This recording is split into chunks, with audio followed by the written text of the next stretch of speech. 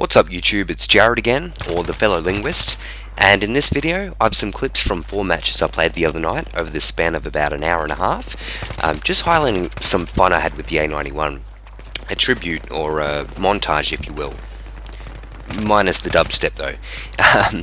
So in my last video I mentioned I'd upload some footage of this engineer kit beast, and I briefly went over some of the stats as well.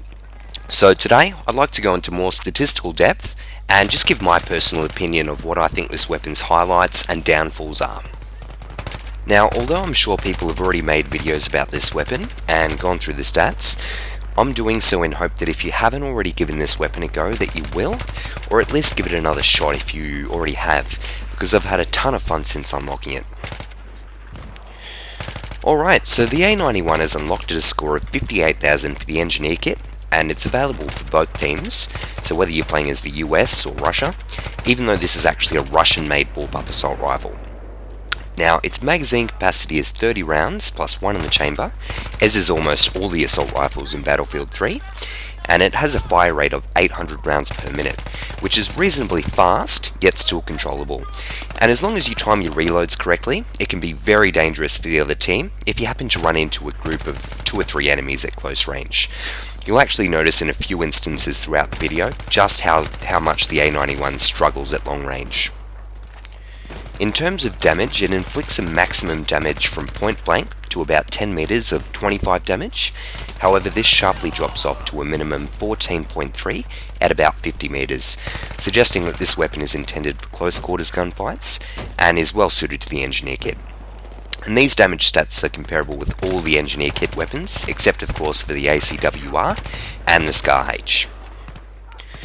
Now, as for reload times, the A-91 is rather slow, with a reload time of 2.62 seconds, that's if you've got rounds left over, and a very sluggish 3.3 seconds if you empty the entire magazine. And because of this, I often find myself having to pull out my pistol when facing multiple enemies due to that slow reload time. Now, its upward recoil is fairly low at 0.2 degrees per round, but it has a fairly significant horizontal recoil at 0.5 degrees, both left and right. Now, although that is equal side-to-side recoil, this is one of the big disadvantages to this gun, and it's the reason why I like to run the Foregrip to take that edge off. So the horizontal recoil, short range, and slow bullet velocity seem to be the downsides to this weapon, making it only effective at short to medium range. So if you're having long range problems, I feel bad for you son. The A-91's got problems, but hip-fire ring ain't one. So to make up for that, this thing is a hip-fire machine, having one of the lowest spread patterns in the game when you're not aiming down the sights. Having a bullpup design, the action is located at the rear of the weapon, so aesthetically the gun is very short and compact, allowing great maneuverability. However, like I mentioned in my last video, it's just straight up ugly. The thing looks like something you might find in a tradies van, like a plumber's wrench or something like that. But anyway, I think the iron sights can be a bit intrusive, however they do get the job done, at least until you unlock the optical attachment you like to run. And in terms of attachments, the A-91 has 11 optical unlocks, including the Kobra, Reflex, Holographic, ACOG, M145, PKA, PKAS, PKA 7 times, PSO1, infrared, and the rifle scope.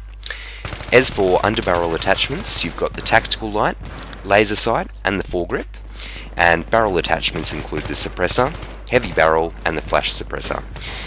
My attachments choice for the A-91 are the Kobra sight, laser sight to complement the amazing hip fire, and the foregrip to reduce that side-to-side recoil. So I try to use this weapon for situations which best suit its characteristics, which is within close to medium range, and in doing so this gun can be a lot of fun. If you like to drop the hammer and unload a magazine on enemies like I do, be sure to have a reliable pistol in your loadout so you don't get caught with that slow reload. Okay guys, so we're coming towards the end of the video here, so I hope this has been informative and or insightful, and if you've never used the A-91 before, hopefully this video has convinced you to give it a try, or at least give it another shot for some engineer kit mayhem. I really hope you all enjoyed the video. If you did, please hit that like button and be sure to leave a comment and let me know what you think.